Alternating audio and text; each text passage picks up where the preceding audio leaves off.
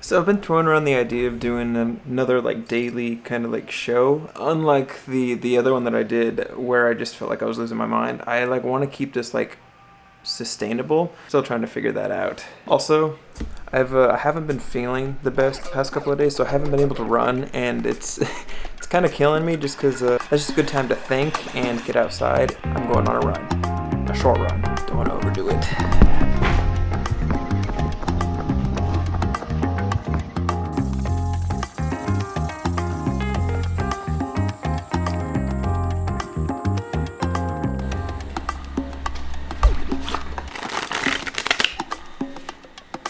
Nope. Ah. I got playing cards just honestly just for the fidget factor, and I mean the hope is one day to actually like be able to handle a deck of cards like and do something kind of cool with them. But it's been like 3 days since I started, so I don't think it's a big shock when I tell you that when I started recording drums, I sucked. Like, it sounded pretty bad. And when I started, I knew that I wasn't very good, but knowing that I wasn't very good and wanting to get good at it was enough for me to keep doing it and to keep practicing. The only way that you're gonna go from completely sucking to being better and being good is just practicing and doing it over and over again. And I figured in this video I'm going to tell you a couple of tips that I learned that helped me improve a lot faster. Now this isn't going to be like a step-by-step like do this and you'll get this result type of thing, because it's at the end of the day like recording your drums and you're creating art. But I'll give you a couple of tips that I learned that I kind of just apply to everything that help get a better end result.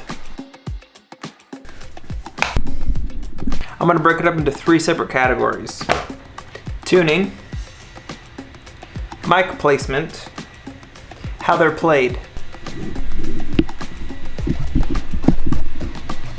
Now, if you record drums at all or record anything at all, if it's out of tune, doesn't sound great. Guitars, pianos, and drums, they're out of tune. Tune them. Now there's a million tuning tutorials on YouTube, so I'm not going to get into that. It'll save you a lot of frustration, and anybody that's mixing your drums a lot of frustration, and you'll be more proud. Also, showing up to the gig, if you know how to tune a house kit to make it sound good, that puts you on a completely different level from other drummers.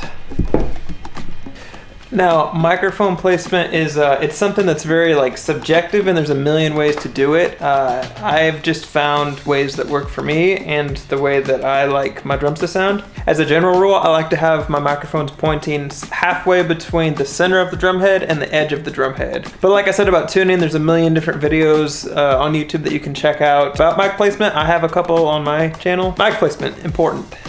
And finally, how the drums are actually played. This is something that I didn't really pay attention to until I started recording drums for producers, and they would give me feedback. But when I started to actually like apply that and learn from other people that have been doing it longer than I had, I noticed a big difference in my playing and how I played. It sounded more balanced and it sounded more professional, and all I did was change the way I was hitting the drums. I was hitting more consistently, meaning that instead of hitting here on the one hit, and then maybe here the next hit, and then back here the third hit, I was hitting in the center every single time. And for cymbals, I wasn't swinging for the fences. Changing how you play can feel uncomfortable at first, but in the long run, it'll make you sound a million times better. And honestly, there's little to no effort. You just have to remind yourself that instead of swinging for the fences for your cymbals, lay up on those, and the end result will just be better.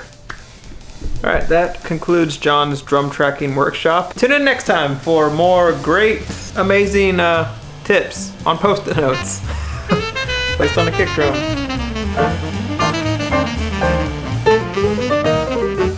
I just finished doing some very uninteresting admin things. So Savannah has to work tonight, and we are supposed to be taking our friends to the airport. What was supposed to be both of us doing it turned into just me doing it, so I'm on taxi detail. Us working together, there aren't many times where our schedules don't line up, but there are some times, and tonight is one of those weird anomalies where she's working and I'm not. Time apart is a good thing. So I'm on cat detail and taxi and cat detail.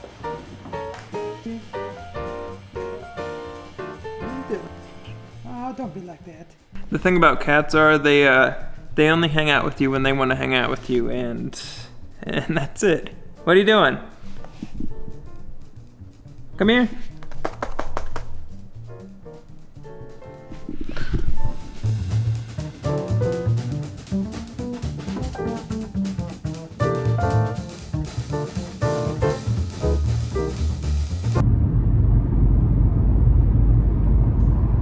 I don't know what all the commotion was at the airport, but it was a party.